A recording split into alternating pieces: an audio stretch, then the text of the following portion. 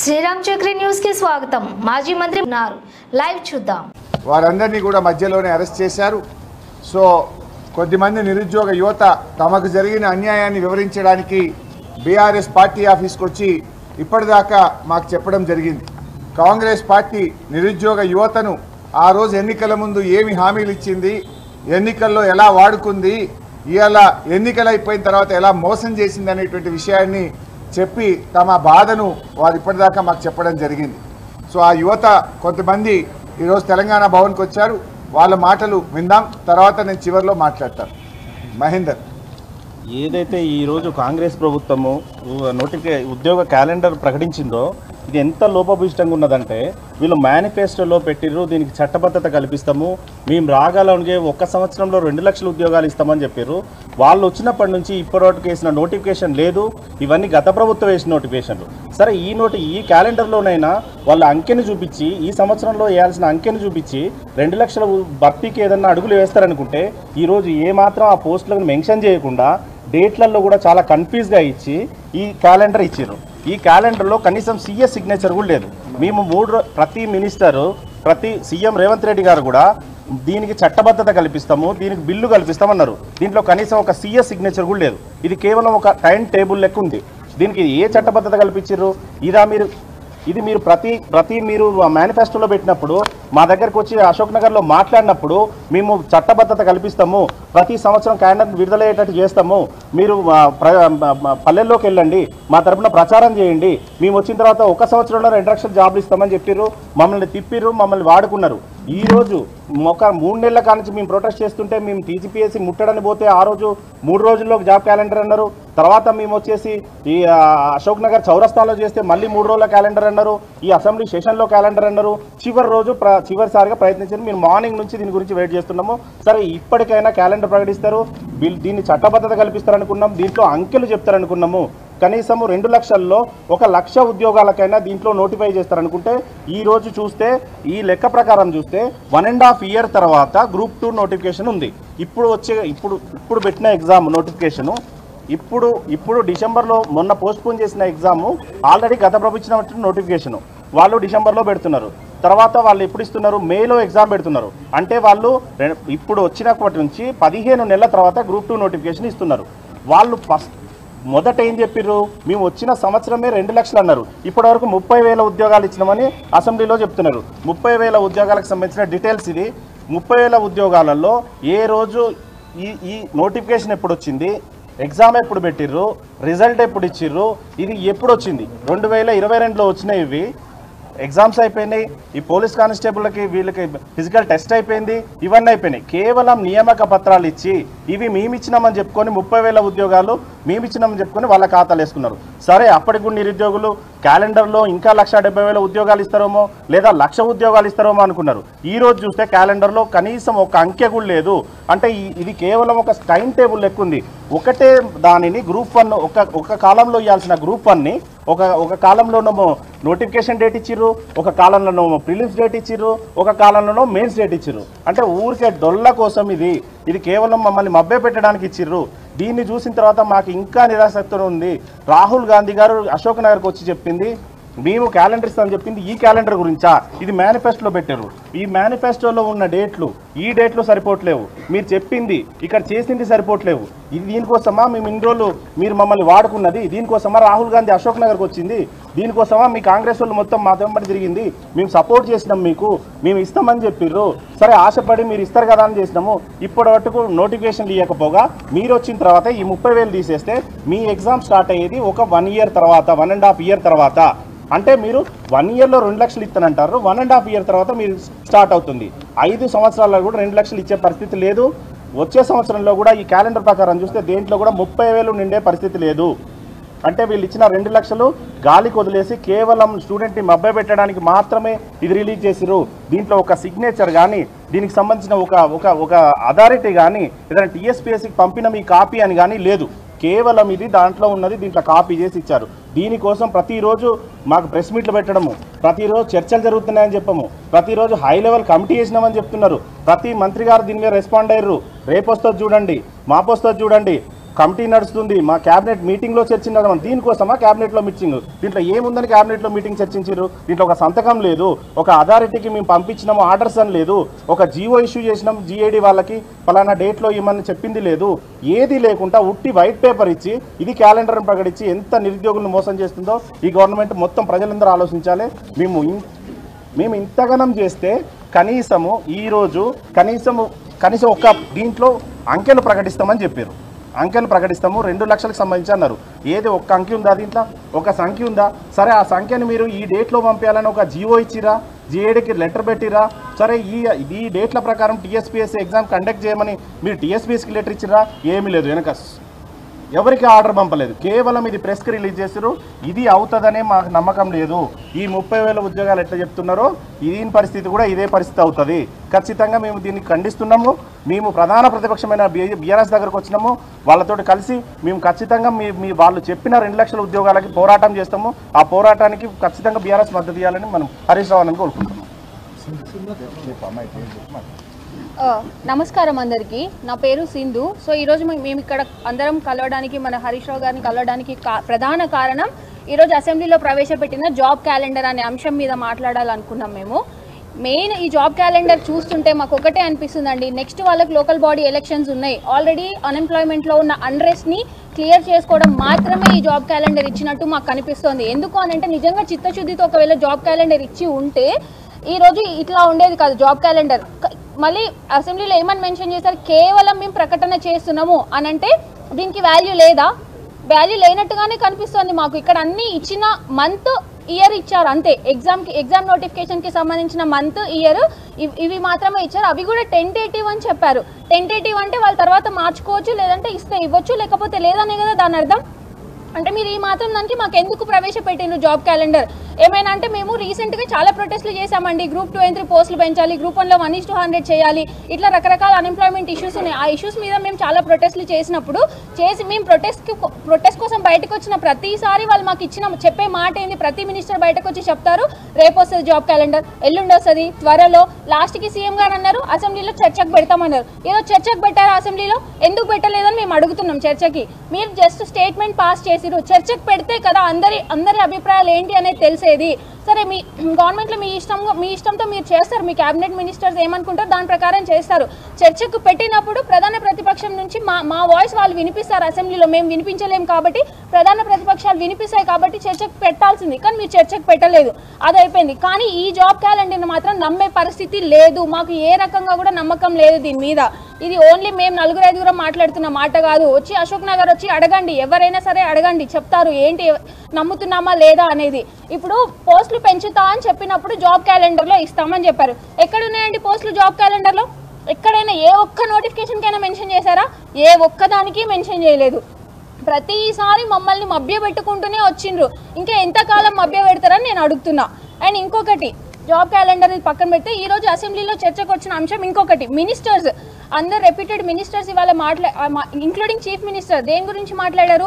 Trolls గురించి మాట్లాడారు. Social మీడియాలో ట్రోల్స్ గురించి మాట్లాడారు. ఇదే నేను, నా ఫ్రెండ్ మహేందర్, మా ఇద్దరిని అఫీషియల్ కాంగ్రెస్ హ్యాండిల్స్లో మమ్మల్ని ఎలా ట్రోల్ చేశారనేది మీ మినిస్టర్స్కి కనిపించలేదా? ఇప్పుడు మీ మినిస్టర్స్ని ట్రోల్ చేస్తేనే మీకు బాగా అర్థమవుతుంది. మరి నార్మల్ సివిలియన్స్ మమ్మల్ని ట్రోల్ చేస్తే మేము ఎవరికి చెప్పుకోవాలి? గవర్నమెంట్ పేజెసే మమ్మల్ని ట్రోల్ చేస్తున్నాయి, ఎవరికి చెప్పుకోవాలి? మేము బీఆర్ఎస్ పెయిడ్ ఆర్టిస్టులమని, మాకు ఎవరో ఎంతో ఇచ్చారని. మాకేం అవసరం అండి? పైసలు ఇస్తే పని చేయాల్సిన అవసరం మాకు లేదు. And also MLC, respected MLC Teenmaar Mallanna శంకిని నన్ను కోట్ చేశాడు. ఏ రకంగా అంత రెస్పెక్టెడ్ పొజిషన్లోనే ఆయన ఎట్లా కోట్ చేస్తాడు నన్ను? అంటే మీ గవర్నమెంట్ ఏది చెప్పినా నడుస్తుంది, అదే మీ గవర్నమెంట్ మీదకి ఏదైనా వస్తే మాత్రం మీకు బాధ, మా మీదకు మమ్మల్ని ట్రోల్ చేసినప్పుడు మాత్రం మీకు బాధ కదా? సో ఖచ్చితంగా మినిస్టర్స్ అందరినీ నేను డిమాండ్ చేస్తున్నా, మీ మినిస్టర్స్కి జరిగితే మీరు మాట్లాడారు కదా, సో మా సివిలియన్స్ గురించి కూడా మాట్లాడండి. మమ్మల్ని ఎందుకు ట్రోల్ చేశారు? ఎస్పెషల్గా ఆపన హస్తం, ఐఎన్సీ తెలంగాణ, తీన్మార్ మల్లన్న, వీళ్ళ అఫీషియల్ ట్విట్టర్ హ్యాండిల్స్లో మా ఫొటోస్ ఉంటాయా లేదా? మీడియా పర్సన్స్ మీరు కూడా చెక్ చేసుకోండి. ఇది అందరికీ తెలిసిన విషయమే, కొత్త ఏం కాదు. కాకపోతే మీ దగ్గర పవర్ ఉంది కాబట్టి మీరు ఇష్టం వచ్చినట్టు చేస్తారు. మా దగ్గర పవర్ లేదనే కదా మమ్మల్ని ఇష్టం వచ్చినట్టు ట్రోల్ చేసేది. నేను ట్రోల్స్ వాళ్ళకి చెప్పేది ఒక్కటే, ఆంధ్రాలో ట్రోల్స్ నడుస్తాయేమో కానీ తెలంగాణలో నడవం, మేము సహించాం. And also I demand chief minister and ministers of the state please respond on this. Thank you.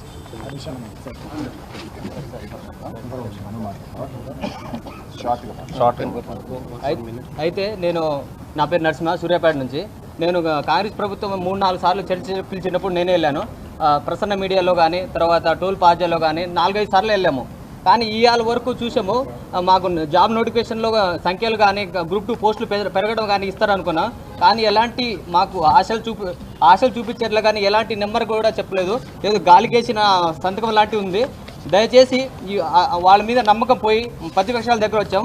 మేము వీళ్ళకు కంపల్సరీ సపోర్ట్ ఇస్తాము. మీరైనా మా తరఫున పోరాటం చేయాల్సిందిగా సార్ని కోరుతున్నాము.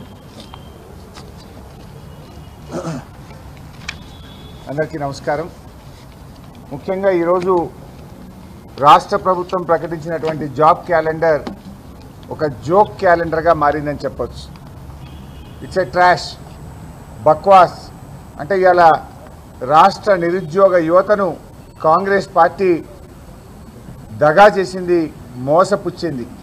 వాళ్ళు చెప్పింది ఏంటంటే ఆ రోజు మొదటి సంవత్సరమే మేము 2 లక్షల ఉద్యోగాలు ఇస్తాము అని చెప్పి అన్ని పత్రికల్లో ఫుల్ పేజ్ అడ్వర్టైజ్మెంట్లు ఇచ్చారు.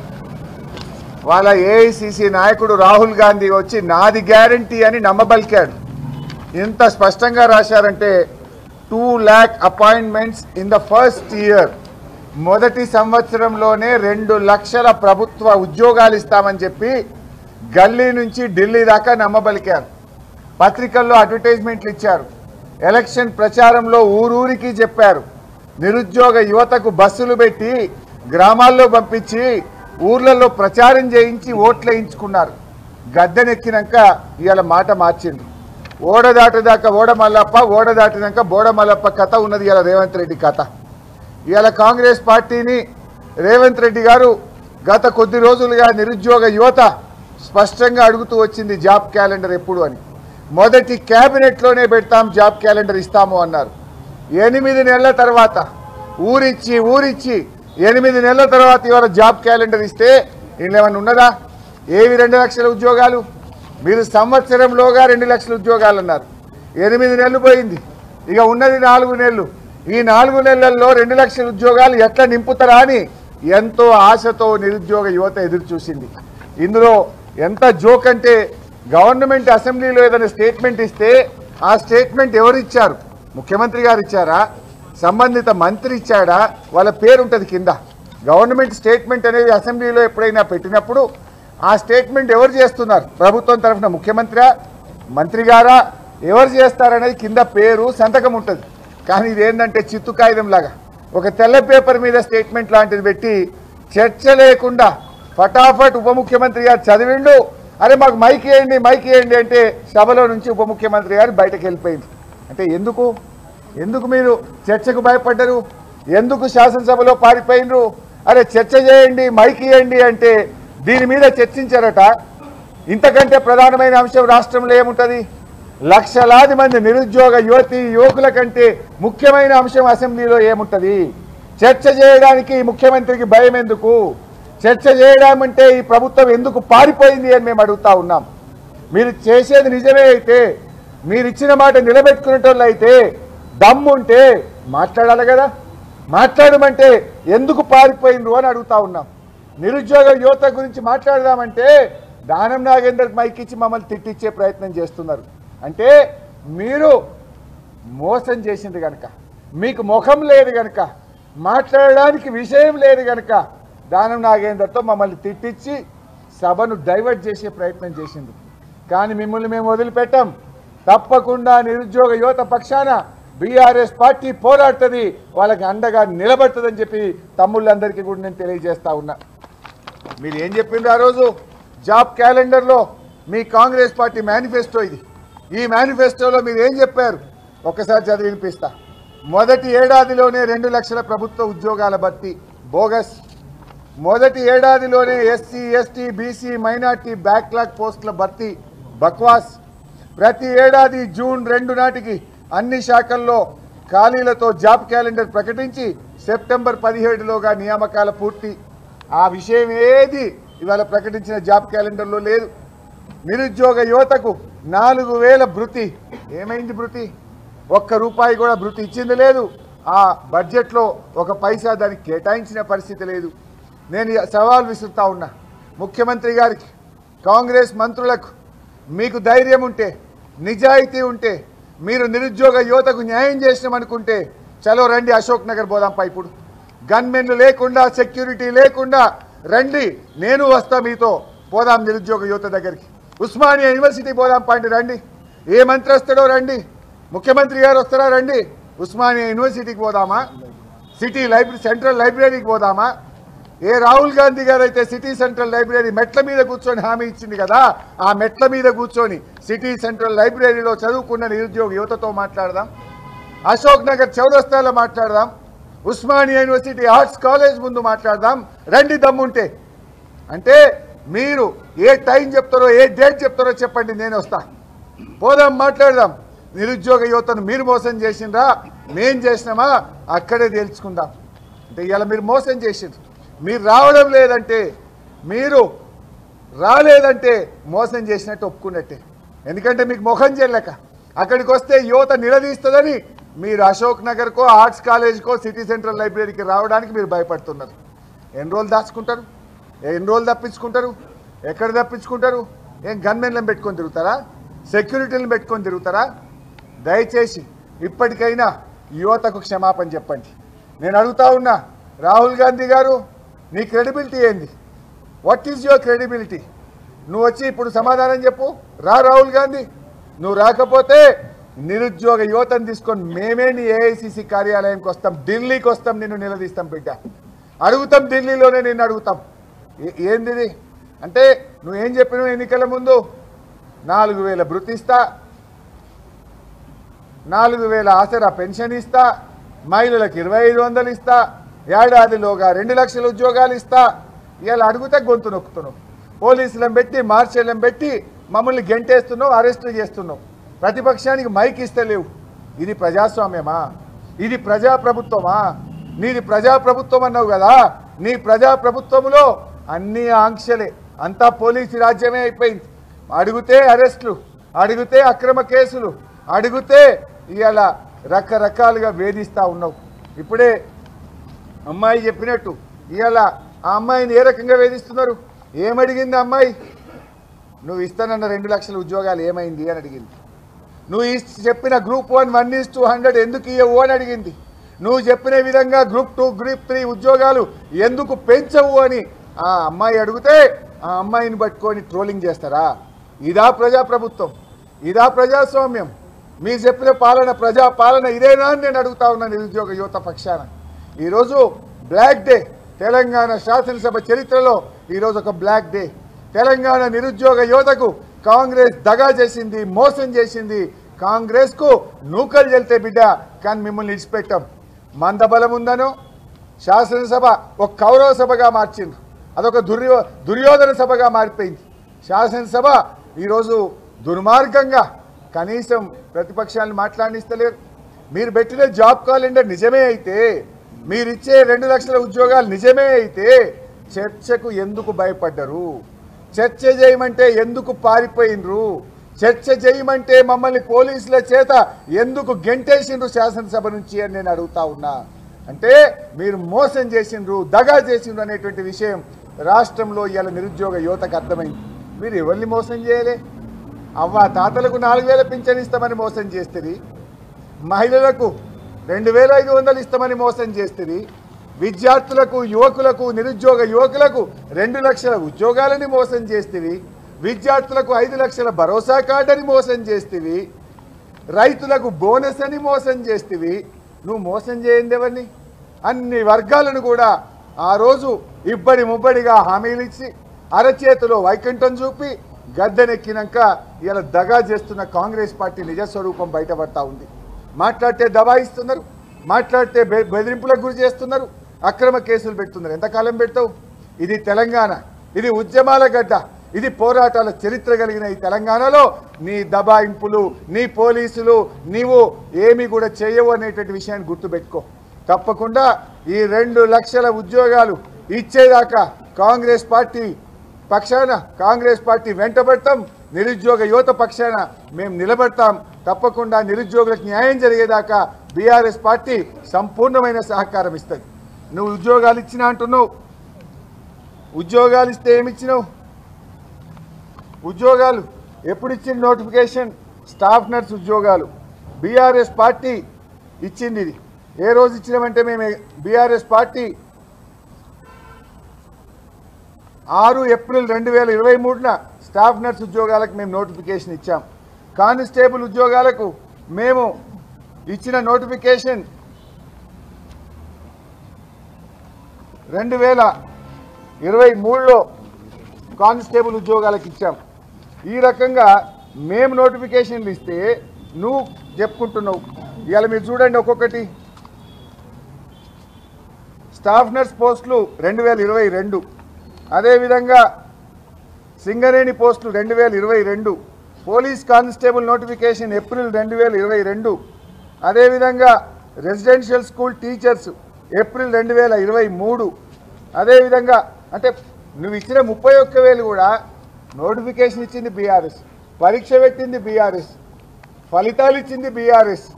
కేవలం నువ్వు కాపీ చేతిలో పెట్టి నేను ఇచ్చిన అంటున్నావు. అంటే నువ్వు చేసిందేమి లేదు. నువ్వు చెప్పిన 2 లక్షల ఉద్యోగాల్లో ఒక్కటన్ని ఇచ్చినవా?